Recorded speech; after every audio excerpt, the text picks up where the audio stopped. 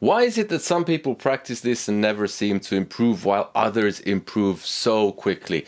Hello and welcome to another video with me, Elmo J. Karjalainen, and it's good to have you along. Today I'm going to give you 5 tips on how to practice this instrument for maximum results. Because some people, they practice and nothing really happens.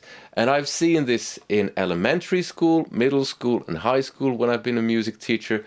And I've seen this in the football team where I've coached now for nearly 6 years. Towards the end, I'll give you a bonus tip, which is maybe the most important one for some of you. Number 1, imagine that you set sail into the sunsets and it looks beautiful, everything is nice, and then the following day you keep going and it's still very nice. But after a week, something's wrong. It's not too nice anymore. Where are you going? You don't know. That's the problem.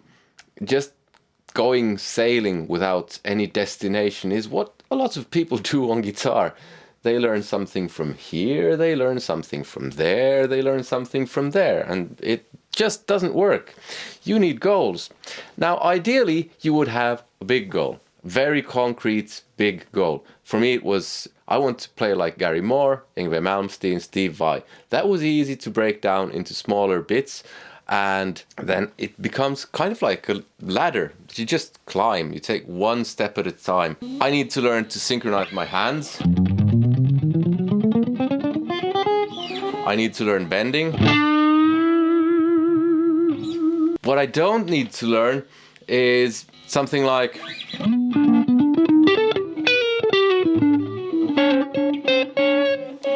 jazz, which I still haven't learned. I enjoy jazz, but it's not something I necessarily want to play. And the amount of students who I've had, when they've come to their first lesson and I've asked, what do you want to play? And they say, I don't know. I know that there is going to be a bit of a problem. How do you know if you don't have that big goal? How do you know what you want to play? Well, just try to think of a few songs that you like and try to learn them. Those are perfectly good goals. Try to take it a step at a time, and if at all possible, try to see if they somehow relate to each other. Try to talk to someone who plays guitar. Try to check some forums. I'm gonna have a video later on tips and tricks on what to actually play. I'm going to have a beginner course on this channel, so make sure to like and subscribe if that's what you're kind of after. But most people do have some kind of idea. Number 2, imagine a snowball that you roll in the snow. What happens to it? Well, it snowballs. But let's say you roll it around for a while and then you leave it and the sun shines and it melts a bit, and then you take, after a week, it's smaller, you roll it around a bit more, you get some more snow. You see what I mean? It snowballs. But when you leave it, it doesn't snowball, it just melts. It's the same with learning. If you try to play 3 hours on a Saturday, you won't get the benefit of the 3 hours. If you spread that 3 hours, if you just take 1 hour and spread that over 7 days, you will learn so much more than during that 3 hours on a Saturday. And there are lots of things going on here. There's the next thing that we're going to talk about. There's sleep, which reinforces what you already learned. And I mean, consistency is just absolutely key. But start small.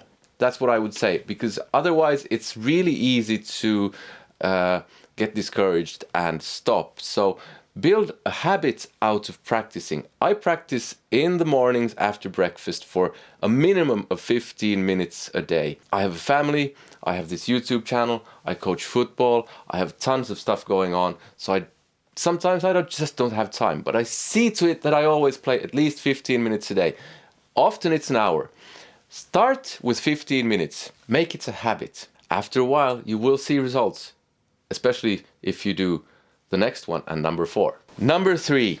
Now, this is something that's very much an issue these days. Not so much when I was younger, because We didn't have smartphones that kept sending us notifications about, well, this and that person has just liked your post on Instagram or whatever. Focus. You need to attend to what you're doing. And I mean, really focus. So put away your phone, put it in flight mode or quiet. Put it somewhere so you don't see when the screen lights up if you have it in quiet mode. And make sure that that 15 minutes is uninterrupted focus. You might find that your mind starts wandering, and that's when you have to pull back attention to what it is that you're doing. In this case, this thing. Every time you pull back focus to this thing, it will improve your ability to focus, because practicing in and of itself is also a skill that you need to practice. Focus, focus, focus. If you have a family, try to make sure that they won't disturb you. I know that can be difficult, but try to make your environment such that you're not distracted. Don't watch The Simpsons while playing guitar. I mean, it won't harm you. If it's a skill that you already know, it might even kind of reinforce the skill, but you won't really improve. We're not multitasking animals. I have trouble chewing gum and walking at the same time. Before I go on, if you're enjoying this content, please like, subscribe and hit the bell notification. And if you really like it, there's a link in the description where you can buy me a coffee to support the channel. Number 4. I already mentioned this one.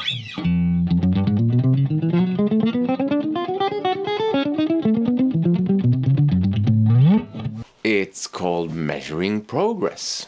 Why is this important? Well, first of all, it gives you added motivation when you notice that you're progressing. Second, it can work as a form of error feedback. Now, what do I mean? Well, when you go to a teacher, you play something, whatever, let's say, and you're doing something that you're not even noticing, or maybe you are noticing, maybe one of the notes is rattling or something, you're getting tired really quickly or something. The teacher can then correct what it is that you're doing. But if you're learning online, you won't have that error feedback from the teacher. Now, if you're playing what I just played, one of the things you can do is use a metronome, and that way you'll get a reading for this is how fast I can play it cleanly. And then you keep going, and in a few days you might notice I've gone from 120 to 126 or something like that. And that will give you added motivation. The problem is that most of us, or most of the time, we won't be learning something that has to do with speed, because we're learning to play music. Take bends. That might be an issue. How do you measure progress with bends? Simple. You film yourself. Now, I know it can be cringe-worthy watching yourself mess up royally. Believe me, I know. Go watch some of my older videos on my main channel. Absolutely terrible. But I keep them there as a reminder to myself that we all have to start somewhere. It's actually a good reminder for you as well. We all have to fail. If you never fail, you're not really learning. You're just repeating what you already know. And when you watch yourself bend, you might notice that you're doing this instead of what your favorite guitar player is doing. This. What's the difference there?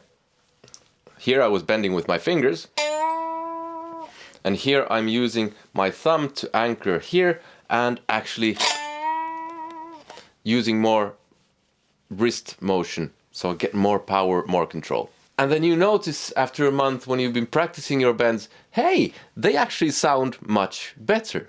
And when you listen to yourself, look at yourself, I actually recommend sometimes just recording yourself so you don't watch what you're doing. That also develops your ear, which is a good thing. Number 5, One of the biggest problems, and I've been guilty of this as well, that many people have, is that they just sit around noodling.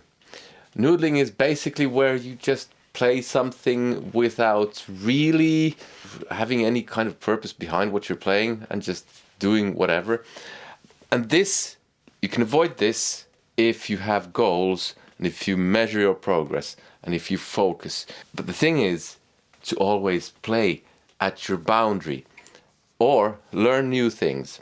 So let's say you're doing this again. And so on. The only way to push your boundary effectively is to play on both sides of the boundary. So let's say that your boundary is 120. That's where your kind of technique starts to fall apart a bit. You can just barely do it. 126? No, you can't do that. 116? It's a bit better. 112? Really good. So you go, let's say you start your practice session with that. You play 112, 116, 120. You're struggling a bit. 126, can't do it. Take it back to 116, and then you keep going on both sides of 120. That's how it works. Every time you mess up, you go back 2 steps or 3 steps. I've noticed that I have to sometimes go back 4 or 5 steps because everything just falls apart. But that's the way it goes. And that's the way you push the boundary. Now, with bends, it's a bit more difficult, but there it helps to record yourself and film yourself. You don't have to do it every single day. That's not the point. But don't get stuck in just playing. Let's say you've just learned power chords and you've been practicing them with this song.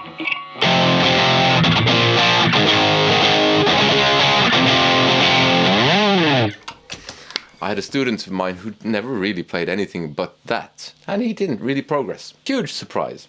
Okay, and then we get to the bonus one, which is you can fail at what you don't like. So why not take a chance with something you love? And I'm assuming you at least like this instrument. Imagine yourself not going for your dreams, ending up with a job you don't like. Maybe you're an accountant, I don't know. One day you get fired and you're screwed and it's really depressing. That happens to people. People do get fired, laid off, companies go bust, whatever, shit happens. So why not take a chance with what you love? But the first step with that thing that you love is to believe that you can actually do it. There is no inherent reason why you shouldn't be able to learn to play guitar, as long as you have everything kind of working. Some people say I have such short fingers. So did Danny Gatton. He was brilliant. I can't play like Danny Gatton.